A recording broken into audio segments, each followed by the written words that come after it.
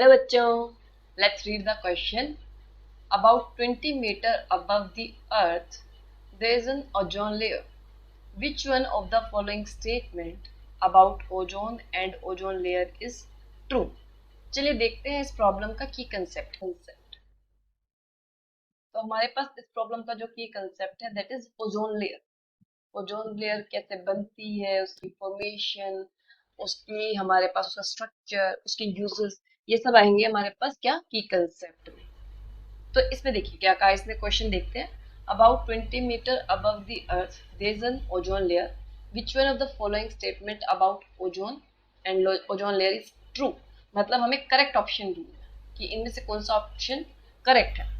चलिए एक एक करके ऑप्शन देखते हैं. पहला ऑप्शन है it is beneficial to us as it stops UV rays. तो ये बात सही है बिल्कुल कि इट इज बेनिफिशियल, ये हमारे लिए यूजफुल है क्योंकि ये यूवी रेज स्टॉप करता है.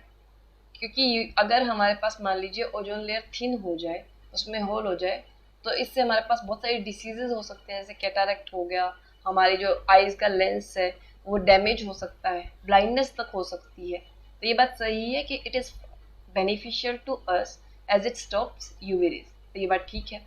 अगला है conversion of O3 to O2 is endothermic reaction. की O3 to O2 endothermic reaction.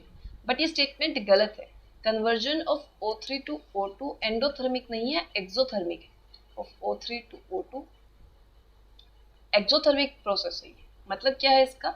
इसका मतलब है कि उसमें तो हीट रिलीज होगी हमारे पास. ये एक एक्सोथर्मिक रिएक्शन.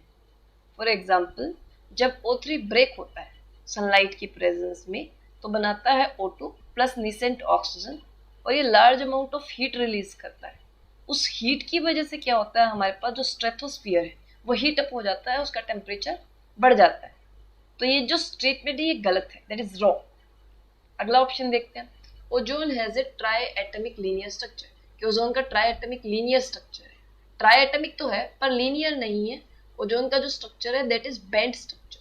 तो ओजोन जो है उसका जो स्ट्रक्चर होगा वो ट्राई एटमिक बेंड स्ट्रक्चर है, लीनियर नहीं है. Bend structure, try atomic bend structure, उसका स्ट्रक्चर कुछ ऐसा होता है हमारे पास ओजोन का. तो ये स्ट्रक्चर हमारे पास इस तरह से होता है हमारे पास. तो ये क्या, ये बैंड स्ट्रक्चर है. तो जो हमारा ऑप्शन ये है थर्ड, ये भी गलत है हमारे पास. तो दैट इज ऑल्सो रॉन्ग. फिर आते हैं फोर्थ पे. It is harmful as it stops UV rays. ये हार्मफुल है, ये हार्मफुल नहीं है, यूजफुल है.